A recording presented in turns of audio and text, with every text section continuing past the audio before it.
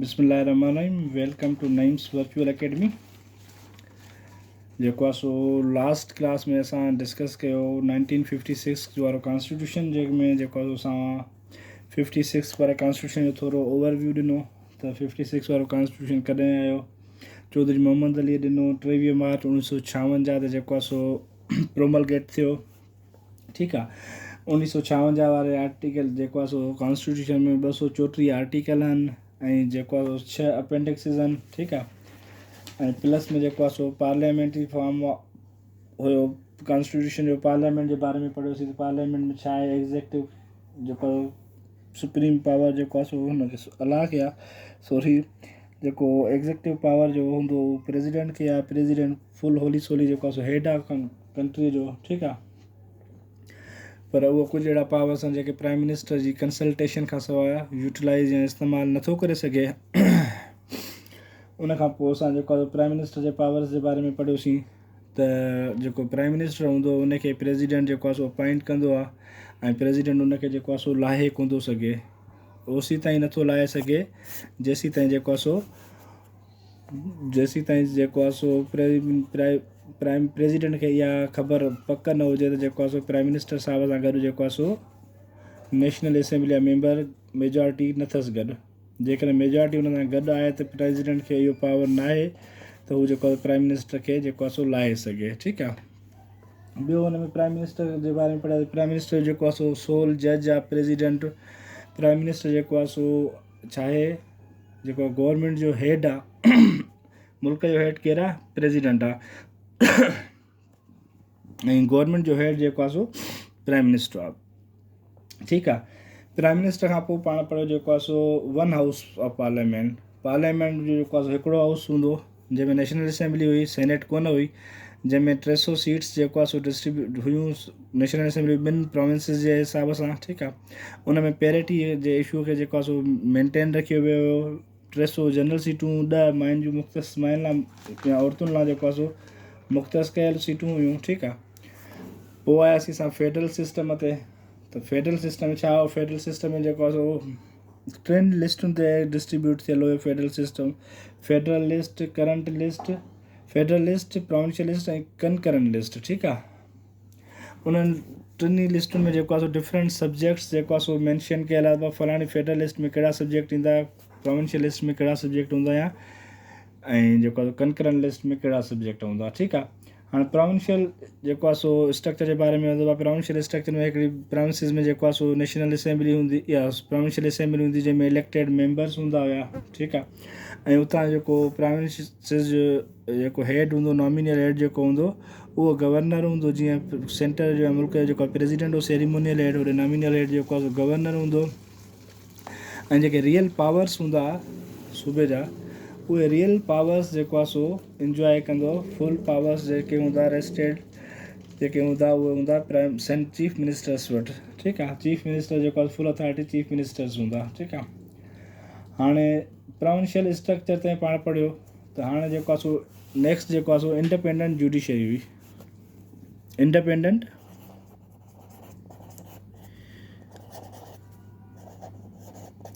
Judiciary. ठीकु, independent judiciary जे बारे में पढ़ंदासीं। हाणे जुडिशरी जेको आहे सो पाकिस्तान ऐं 1956 वारे कॉन्स्टिट्यूशन में जुडिशरीअ खे जेको आहे सो डिवाइड करे छॾियो आहिनि सेंटर ऐं प्रोविंशियल लेवल ते मुख़्तलिफ़ हिसनि में। ठीकु आहे, जेका हायर ऐं मोस्ट पावरफुल जुडिशियल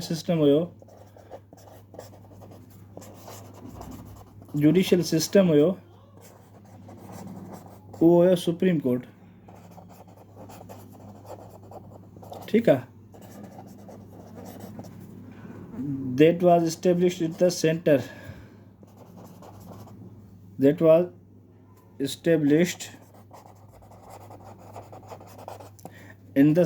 जेका गादी वारे हंधि इस्लामाबाद में आहे सुप्रीम कोर्ट, उहा जेको आहे सो फुल जेको आहे हायर सुप्रीम कोर्ट जेका आहे मोस्ट अथॉरिटेटिव या मोस्ट पावरफुल जेको आहे सो जुडिशियल सिस्टम हूंदो।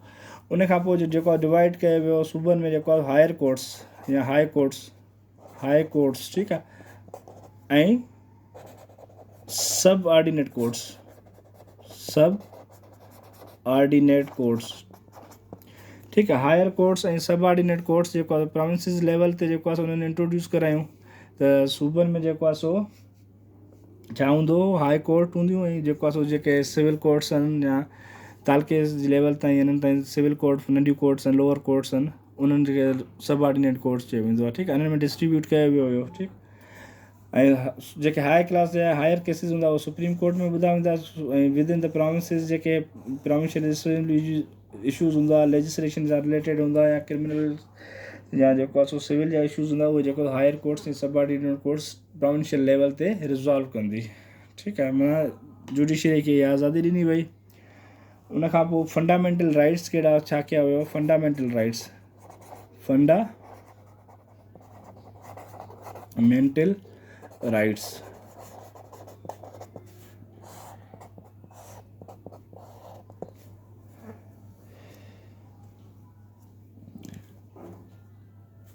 फंडामेंटल राइट्स में जेके आल सब फंडामेंटल बेसिक राइट्स हुया, दे वर प्रोटेक्टेड।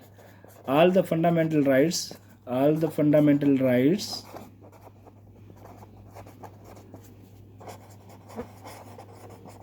were protected।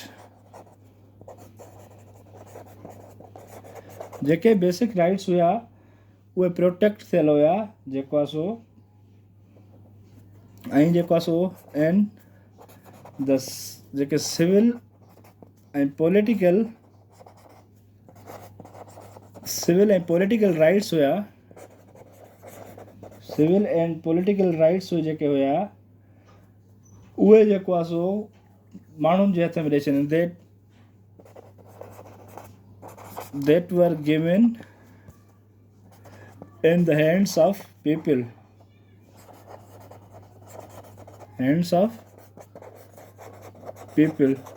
जेके सिविल ऐं पॉलिटिकल राइट्स हुया उहे जेको आहे सो माण्हुनि जे हथ में ॾेई छॾनि, जेको आहे सो।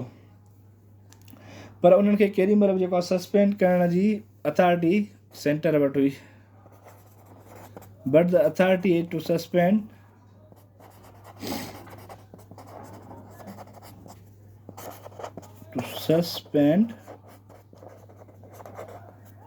or impose emergency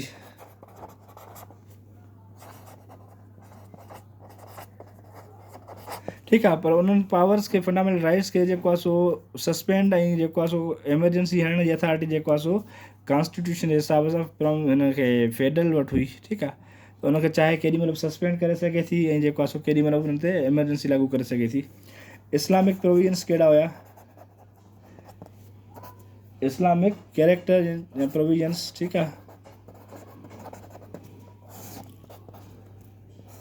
Islamic provision जेको आहे सो नंबर 1 ते जेको आहे सो कंट्री जेको पाकिस्तान जो नालो रखियो वियो, उहो रखियो वियो Islamic Republic of Pakistan, Islamic Republic of Pakistan. पहिरियों इहो हुयो त पाकिस्तान जो नालो जेको आहे सो इस्लामिक रिपब्लिक ऑफ पाकिस्तान रखियो वियो। को बि अहिड़ो लॉ न ठाहियो वेंदो, नो लॉ विल बी पास्ड, को बि अहिड़ो लॉ पास न कयो वेंदो विच विल बी अगेंस्ट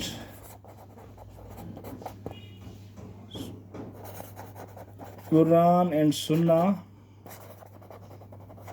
या इस्लाम सिंपल, ठीकु आहे। को बि अहिड़ो लॉ पास न कयो वेंदो, को बि अहिड़ो कानून न ठाहियो वेंदो जेको क़ुरान ऐं सुन्नत जेको आहे सो ख़िलाफ़ु हूंदो या जेको आहे सो इस्लाम जे ख़िलाफ़ु हूंदो। जेको हिन में ऑब्जेक्टिव रेज़ोल्यूशन जेको आहे सो objective resolution became the preamble part,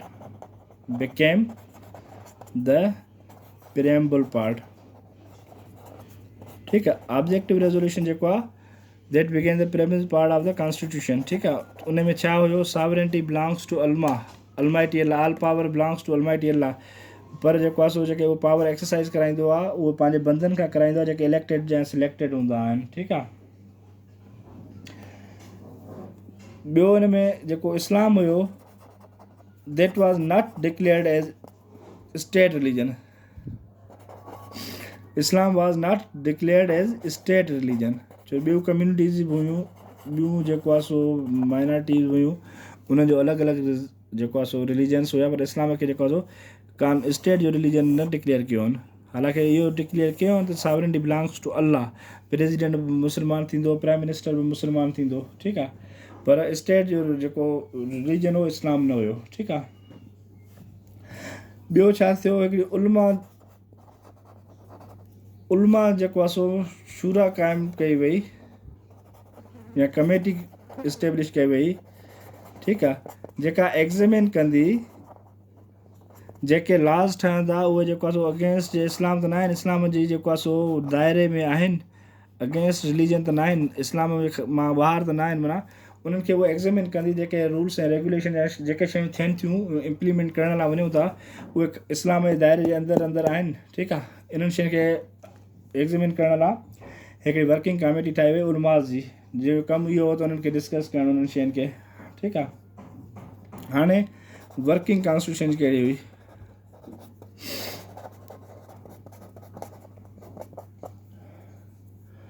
इन में इहो जेको आहे सो no election were held after the enforcement of elections.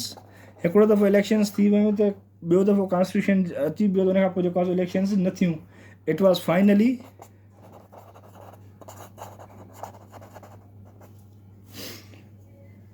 Abrogated on 7 अक्टूबर 1958, ठीकु आहे. 7 अक्टूबर ते कॉन्स्टिट्यूशन ठही वियो ऐं 7 अक्टूबर 1958 ते जेको आहे सो एब्रोगेट बि थी वियो. हाणे हिन में जेको आहे सो जेके तव्हां MCQ अची सघंदा त पाकिस्तान जो जेको आहे 1956 वारो कॉन्स्टिट्यूशन कॾहिं आयो, 1956 वारो कॉन्स्टिट्यूशन तव्हांजो 23 मार्च 1956 में आयो. एब्रोगेट कॾहिं थियो या मार्शल लॉ कॾहिं लॻी, जेको आहे पहिरियों दफ़ो एब्रोगेट जेको थियो फर्स्ट कॉन्स्टिट्यूशन 7 अक्टूबर 1958 ते एब्रोगेट थियो, मार्शल या पहिरीं मार्शल लॉ लॻी, ठीकु आहे. ऐं जेको आहे ॿियो पुछी सघंदा तव्हांजे 56 वारे कॉन्स्टिट्यूशन में जेको आहे सो आर्टिकल घणा आहिनि, त 1956 वारे कॉन्स्टिट्यूशन में 234 आर्टिकल आहिनि, 6 शेड्यूल आहिनि या शेड्यूल या अपेंडिक्सिस जेको आहे 6 अपेंडिक्सिस आहिनि, ठीकु आहे. त ही 1956 वारो कॉन्स्टिट्यूशन अॼु कंप्लीट थियो. इंशाल्लाह नेक्स्ट क्लास में जेको आहे 56 कॉन्स्टिट्यूशन ते कहिड़ी कहिड़ियूं शयूं थियूं उहे उन्हनि खे डिस्कस कंदासीं. ऐं थोरो तव्हांजी टेस्ट में न टाइम आहे त रिलैक्स थी करे सुठे नमूने जेको आहे सो पढ़ंदा ऐं कवर कंदा हलो. बाक़ी को तव्हांखे कंहिं शइ जो इशू आहे पाकिस्तान स्टडी सां रिलेटेड, साइंस सां रिलेटेड या EDS सां रिलेटेड, त तव्हां उहो केॾी महिल पुछी सघो था मूंखां, ठीकु आहे. अलाह साईं तव्हांखे कामयाबु कंदो इंशाल्लाह. Thank you, take care.